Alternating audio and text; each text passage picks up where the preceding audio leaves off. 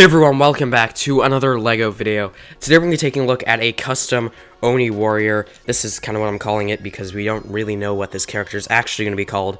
But of course, this is based off of the new Season 10 trailer that was actually just released today. This character was actually shown at the end of the trailer in this shadowy form, so we really don't know exactly what it looks like.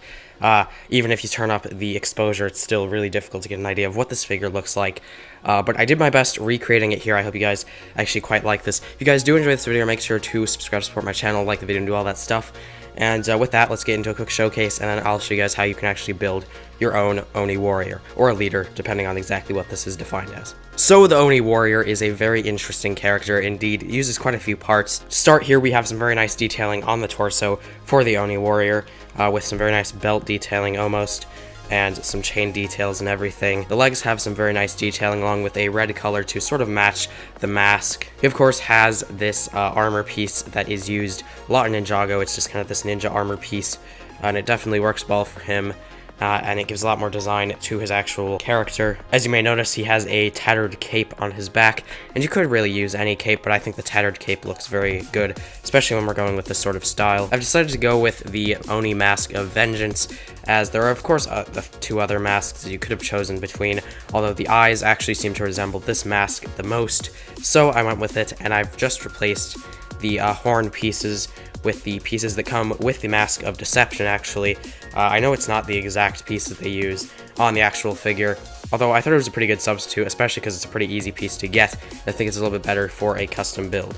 If you do actually flip up the mask, you'll see the face of the Overlord underneath. And I just kind of put that there as a placeholder because it's a creepy face.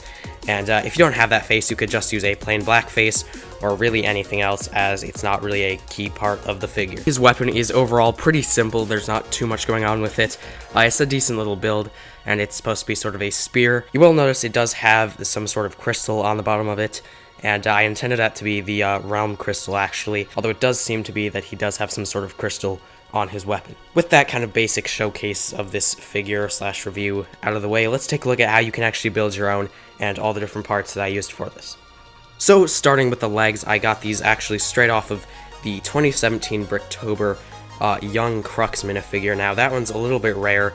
I like this specifically for its kind of armor detailing, although you could actually just use any of the other Time Twins legs if you really wanted to. I do like these, of course, with that sort of bright silver armor coloring on them, along with the red accents, which is very nice and goes well with the mask itself. For the torso, I've just taken a traditional Dragon Hunter torso and just swapped it around so it's just backwards. And then I've taken some plain black arms and put those on, so you get this very nice dark look.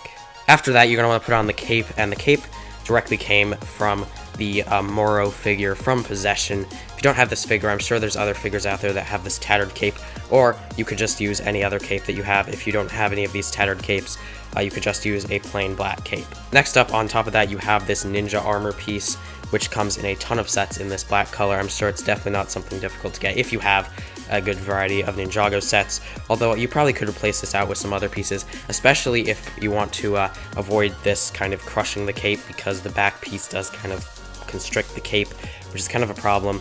So if you wanted to use something like Mr. E's armor, sort of shoulder pad thing, you could probably do that instead, and that would probably save your cape if you want to do that. As I said earlier, the head I've used is the head from the Overlord from the Golden Master. And of course, if you don't have this head, you could really just use any other head. It doesn't matter that much, although I like this head for its style.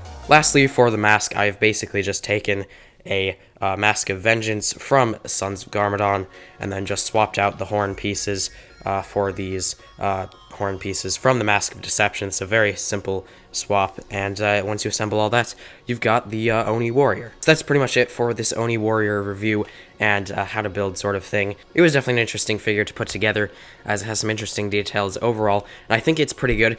Just one side note, if you guys are watching this a couple months later and we actually know what this figure looks like, and I completely missed the mark, then, I mean, I can only do as much as I can based off of this picture that we currently have. So yeah, we'll see what it looks like when we actually compare this custom to the thing. I have a weird feeling that I might have really completely missed it, but maybe I actually got it pretty close. So we'll see what happens in the future with that.